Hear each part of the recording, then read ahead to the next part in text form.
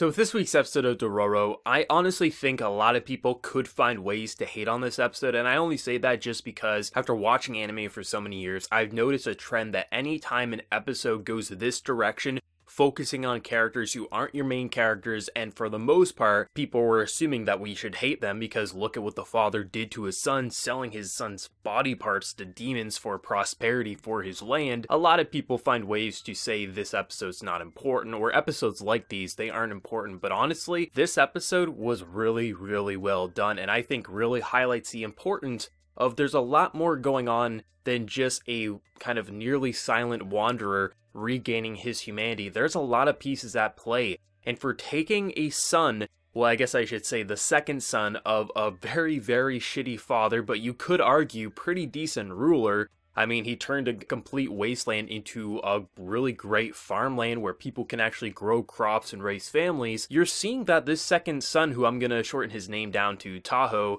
he's actually a pretty solid character, and I honestly thought, even as much as I love this show, I thought he was going to be a pretty generic and boring character from what we've seen up till now. The curious son not knowing what his parents are keeping away from him, he's gonna try to get his father's honor, kind of the typical scenario you're used to. His personality, however, I thought was really well done and really wasn't cliche. The dude I thought was going to be kind of that spoiled prince mentality. He thought he was a badass, he could fight with a sword, he could kind of rule and things like that, but honestly, he could. He was good to his people, he can actually fight a giant-ass crab monster, he's a decent person, and I think when he does realize that he has this long-lost brother, I think that conversation's going to be really interesting, where before I thought it was going to be a pretty cliche scene of screw my brother or I don't know what to believe anymore, something pretty typical. If you've watched enough anime, you know exactly what I'm referring to. There's a lot of those types of mentalities and just personalities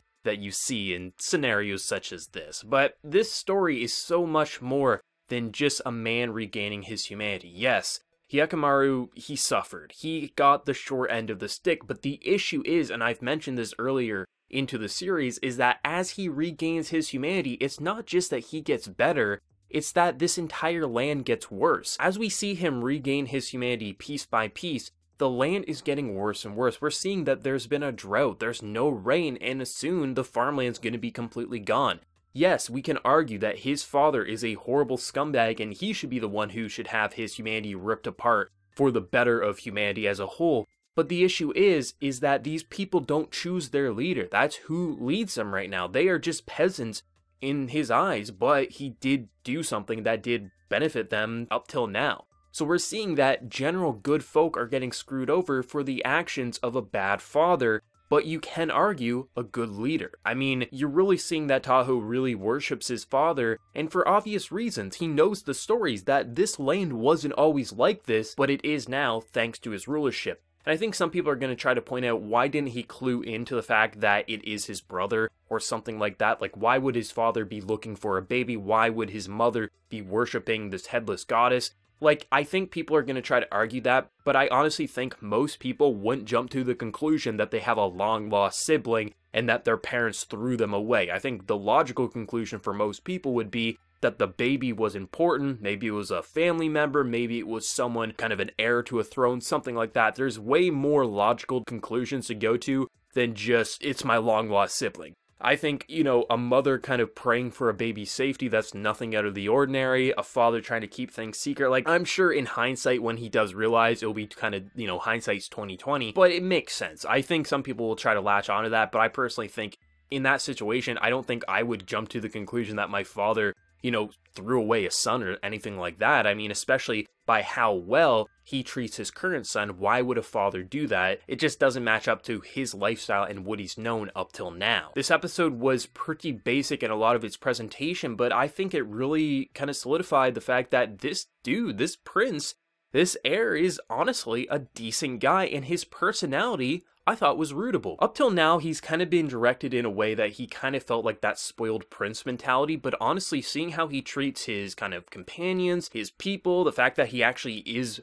solid in swordplay, it's not just all for show that he carries a big sword around trying to make him seem like a badass. No, he's honestly a badass. He was taking care of that crab. He even planned out a pretty interesting strategy of kind of trapping this crab in so they drain the water out so he can fight on foot, and he was doing a solid job. Yes, our main character did have to get in the final blow after the crab kind of destroyed the barrier, so then the water was flowing in, but still, this dude's a good fighter, a good leader. His people were worshipping him. It wasn't just that, you know, the people were like, oh, this is the spoiled brat. No, they thought, holy hell, the prince is doing something for us. He's actually defending us. This guy's amazing. And I think by the time most people walk out of this episode, if you kind of remove that clouded mindset that some might have, I think you're going to see that this brother is honestly a decent guy, and I'm interested in seeing more. We got a little glimpse at the end of the episode of him being like, who is this guy? But I mean, he never heard any specifics, like the idea that, you know, he's limbless or things like that, so there's no reason to think this samurai is his long-lost brother or the baby that his father is looking for. I think a lot of people are going to look through their own viewpoint and say, how can he not notice? But from his viewpoint, there's no reason that he should, especially because he's lived one life and hasn't even had to think of certain things like his father selling things to demons, or he has this long-lost brother. This episode completely changed my opinion that we were going to have a very cliche kind of family dynamic of the brother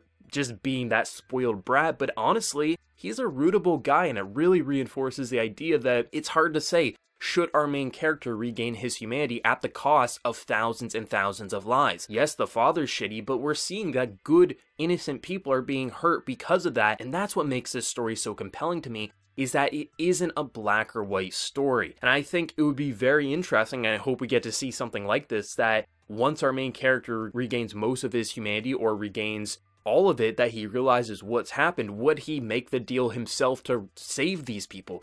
Would the father see the light and sacrifice himself? Like, or is just this entire kingdom gonna go up in flames because of what happened? Like, there's so many ways that they can go, and yes, the father is despicable. Honestly, I hope the father does die by the time this anime is over, but in terms of rulership, he got the job done, and there's no arguing that. I think you're seeing a very complex family story that easily, in most authors' hands, in most anime studios' hands, you can predict the overall path that something like this would follow.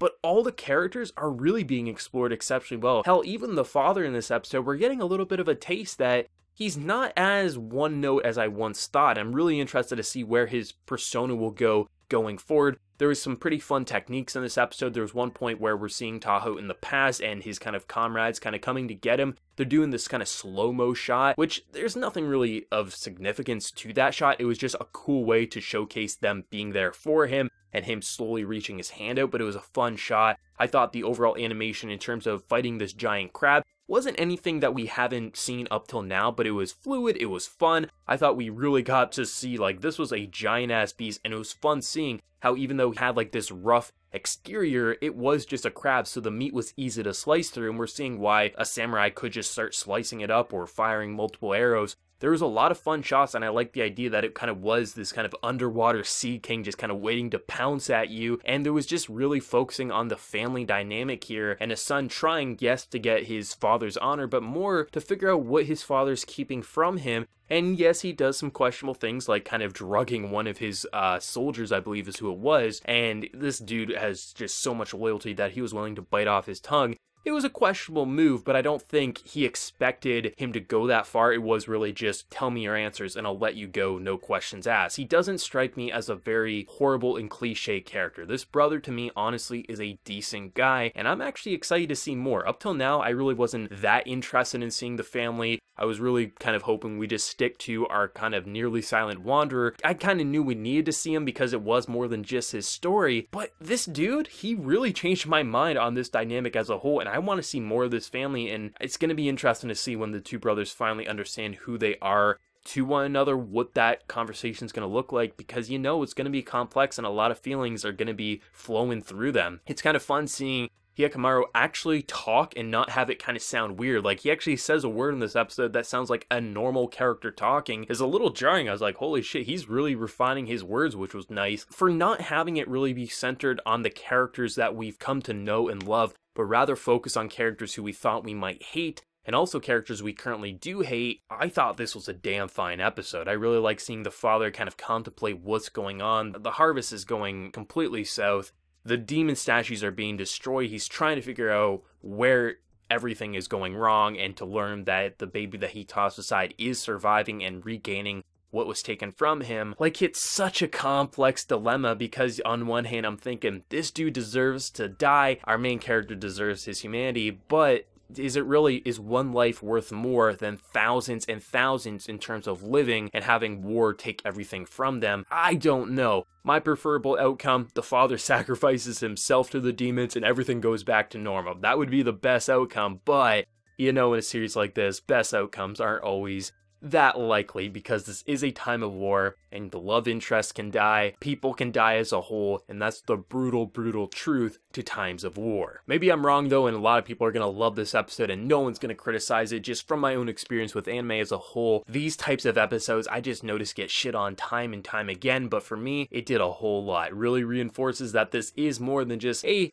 pretty badass samurai regaining his body, is that there's a lot of pieces at play. And there's a lot of things we got to keep in our mind as we watch him kill more and more demons. We know that people are getting hurt in return. Seeing where this show's gonna go is just so exciting. I wish I had the remainder of the episodes just to binge this. It's such a gripping story, and I'm so glad that it's gonna be carrying over into the next season. Voice acting on point as usual. The soundtrack, especially near the end of the episode, holy hell, demonic and awesome. Such a good anime. Let me know what everyone thought of this week's episode of Dororo down in the comment section below. Are you like me? Do you like where this episode went, or were you one of the people who just thought you didn't care about the family dynamic, you wanted to get back to the Silent Wanderer? Whatever you're feeling, let me know. Be sure to like the video if you did enjoy, and also hit that subscribe button if you're new around here. But until next time, everyone, please take care and have a good one.